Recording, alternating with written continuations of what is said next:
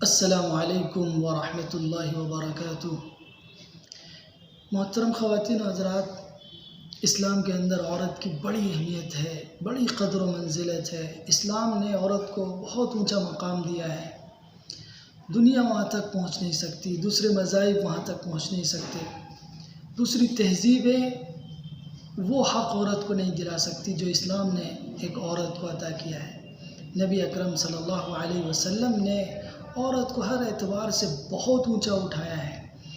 عورت کی مختلف شکلیں ہوتی ہیں۔ عورت کسی کی ماں ہوتی ہے، کسی کی بیٹی ہوتی ہے، کسی کی بیوی ہوتی ہے، کسی کی بہن ہوتی ہے، خالہ ہوتی ہیں، پھوپھیاں ہوتی ہیں، دادی نانی، کسی بھی صورت میں عورت، اس کا حق اسلام نے، رسول اللہ نے بہت زیادہ دیا ہے۔ محترم خواتین حضرات، آپ دیکھیں اس زندگی میں حسن ہی عورتوں کی وجہ سے، اس زندگی کی خوبصورتی ہی عورت کی وجہ سے ہے۔ عورت نہ ہو یہ دنیا بیکار ہے۔ اس دنیا میں کوئی رنگینی نہیں ہوگی، کوئی مزہ نہیں ہوگا، کوئی دلکشی نہیں ہوگی۔ آپ ایک گھر کو لے لیجیے، جس گھر میں عورت نہ ہو وہ گھر بے رونق ہے۔ اس گھر میں نورانیت نہیں، اس گھر میں روشنی نہیں، اس گھر میں رونق نہیں، اس گھر میں اندھیرا ہے، تاریکی ہے۔ جس گھر میں عورت نہ ہو، آپ اس گھر کو دیکھیں گے کہ اس کے در و دیوار چیخ چیخ کر آپ سے کہہ رہے ہوں گے کہ یہاں عورت نہیں رہتی۔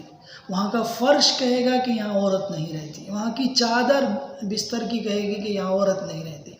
اس کے کچن میں جائیں گے تو کچن کا انداز آپ کو بتائے گا کہ یہ اس گھر میں کوئی عورت نہیں رہتی، اس گھر میں، اس کچن میں کوئی عورت نہیں آتی۔ گھر کی ہر چیز میں آپ کو یہ نظر آئے گا کہ یہاں عورت نہیں رہتی۔ جس گھر میں عورت ہوتی ہے وہ گھر ہوتا ہے، اس گھر میں رونق ہوتی ہے۔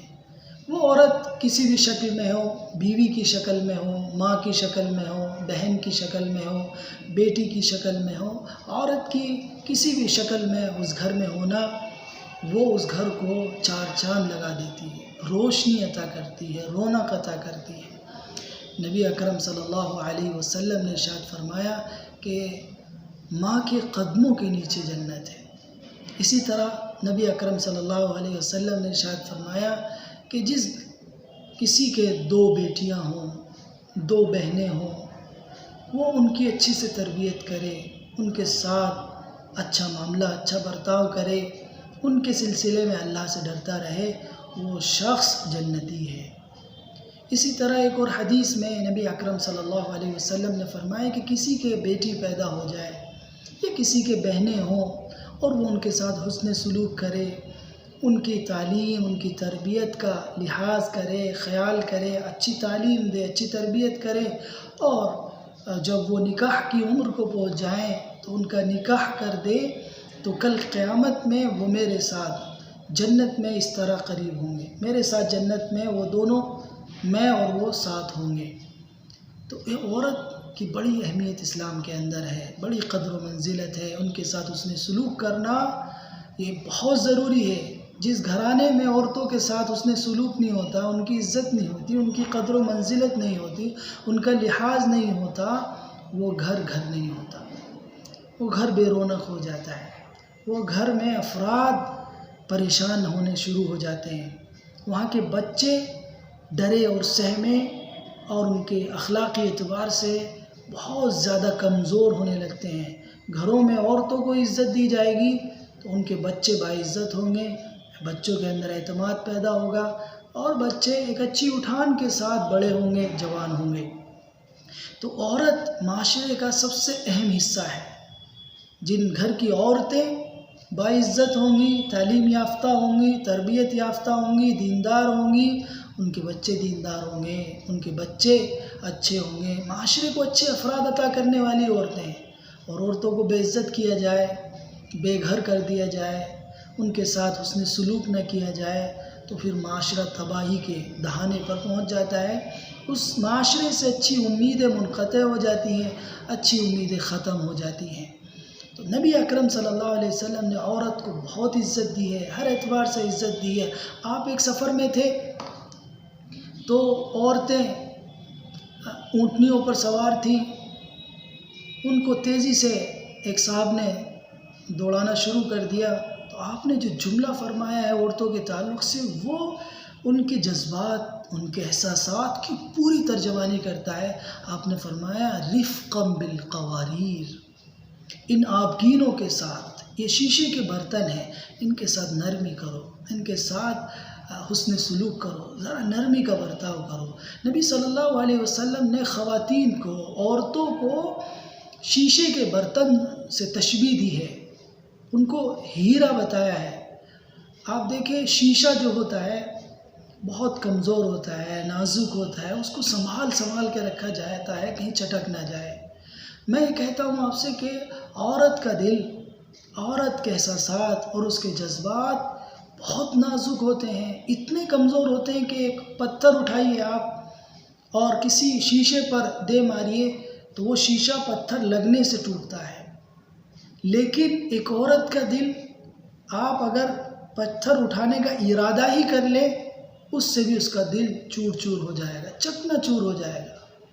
وہ بہت کمزور احساسات کے ساتھ ہوتے ہیں، اس کے جذبات بہت نازک ہوتے ہیں۔ معمولی سی بے عزتی، معمولی سا ایک جملہ اس کے دل کو چورا چورا کر دیتا ہے۔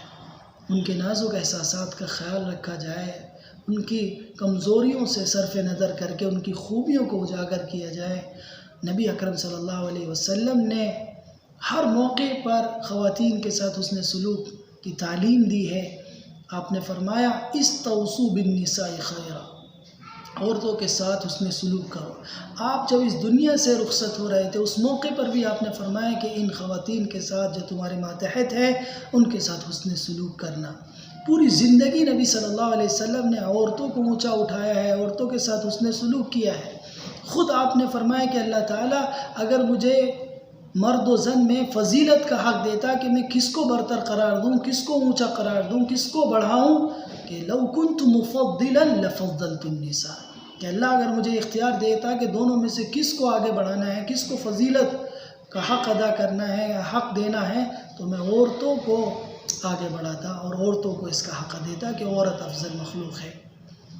نبی اکرم صلی اللہ علیہ وسلم کی پوری زندگی اس کی شاہکار ہے، اس کا نمونہ ہے، بہترین نمونہ ہے۔ آپ نے اپنی زبان سے بھی عورتوں کے تعلق سے لوگوں کو تاکید کی ہے، تعلیم دی ہے اور ان کی تربیت کی ہے کہ وہ اپنی بچیوں کے ساتھ، اپنی بہنوں کے ساتھ، اپنی بیویوں کے ساتھ، اپنی ماؤں کے ساتھ حسن سلوک کریں۔ اور خود نبی صلی اللہ علیہ وسلم نے اپنی بیویوں کے ساتھ اعلیٰ درجے کا حسن سلوک کر کے دکھایا ہے۔ ہر بیوی کے ساتھ حسن سلوک آپ نے عملی طور پر کر کے دکھایا ہے۔ ہر بیوی آپ کے تعلق سے گواہی دیتی ہے کہ آپ حسن سلوک کرنے والے ہیں۔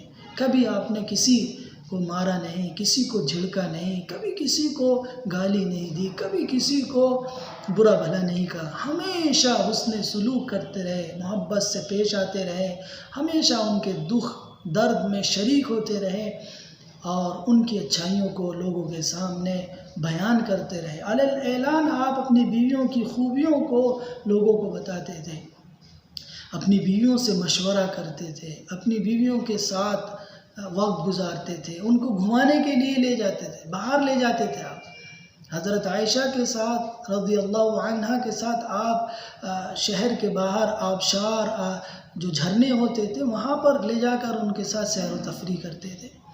تو جس گھر میں عورت ہے وہ گھر باعزت ہے، وہ گھر ہے، اس گھر میں رونقیں ہیں، اس گھر میں خوشیاں ہیں، اس گھر میں مسرتیں ہیں، اللہ کی کرم فرمائیاں ہیں۔ اور جن گھروں میں عورتیں نہیں ہیں وہ گھر نہیں ہیں، وہ ویرانے ہیں، ان کے اندر عجیب ڈراؤنا پن ہوتا ہے۔ آپ جا کر دیکھ لیجئے، مشاہدہ کر لیجئے، جن گھروں میں عورتیں نہیں ہیں ان گھروں کی کیا حالت ہے۔ وہ گھر اجڑنے شروع ہو جاتے ہیں، برباد ہونے شروع ہو جاتے ہیں۔ وہاں ایک عجیب سا خوف محسوس ہوتا ہے، ایک ڈر محسوس ہوتا ہے۔ لیکن جس گھر میں خواتین ہوتی ہیں، عورتیں ہوتی ہیں، وہ گھر سکون کا گہوارہ ہوتا ہے۔ اس گھر میں رونقیں ہوتی ہیں، اس گھر میں چمک دمک ہوتی ہے، اس گھر میں ہر چیز اپنے مقام پر ہوتی ہے، جس چیز کا جو مقام ہے، جو چیز جہاں رکھنی ہے وہ عورتیں اس کو وہیں رکھتی ہیں۔ مرد گھر کو سنبھال نہیں سکتا، مرد کتنا ہی باذوق ہو، کتنا ہی اپنے آپ کو صاف ستھرا رکھنے کی کوشش کرتا ہو، اپنے آپ میں کتنا ہی نفیس ذوق رکھتا ہو، لیکن گھر کو بنا نہیں سکتا، گھر کو سنوار نہیں سکتا، گھر کی خوبصورتی کو بڑھا نہیں سکتا، اس کو باقی نہیں رکھ سکتا۔ ایک عورت ہی ہے جو گھر کو سنوارتی ہے، گھر کو بناتی ہے، گھر کے اندر رونق پیدا کرتی ہے، اس کی چہل پہل سے اس گھر میں خوشیاں آتی ہے، اور اللہ تعالیٰ کی کرم فرمائیاں ہوتی ہیں اس گھر پر، جس میں عورتیں ہوں اور ان کو عزت دی جا رہی ہو، ان کے ساتھ حسن سلوک کیا جا رہا ہو، ان کی کمزوری کو سے صرف نظر کر کے ان کی خوبیوں کو اجاگر کیا جا رہا ہو۔ عورت کے ساتھ اگر 3 چیزیں کی جائے تو وہ عورت آپ کے لیے اپنی جان قربان کرنے کے لیے تیار ہو جاتی ہیں۔ پہلے نمبر پر عورت کو محبت دی جائے، وہ عورت چاہے آپ کی بیوی ہو یا ماں ہو، اور وہ چاہے ہماری بہن ہو، ان کے ساتھ اگر محبت کا معاملہ کریں گے تو وہ ہمارے ساتھ محبت کا معاملہ کریں گے۔ دوسرے نمبر پر عزت، عورتوں کو عزت دی جائے۔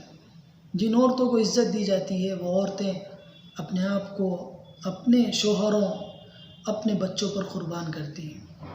اور تیسرے نمبر پر ان کے ساتھ اعتماد، ان پر بھروسہ کیا جائے۔ عزت، محبت اور اعتماد، یہ 3 چیزیں ہیں۔ جب عورتوں کو یہ 3 چیزیں ملتی ہیں تو وہ گھر خوشگوار گھر کہلاتا ہے، اس کا ماحول سازگار ہوتا ہے، اس کی فضا خوبصورت ہوتی ہے، اس گھر کا ایٹماسفیئر بہت ہی نورانی اور اللہ کے یہاں بہت مقبول ہوتا ہے، وہاں کے بچے اچھے ہونے شروع ہو جاتے ہیں۔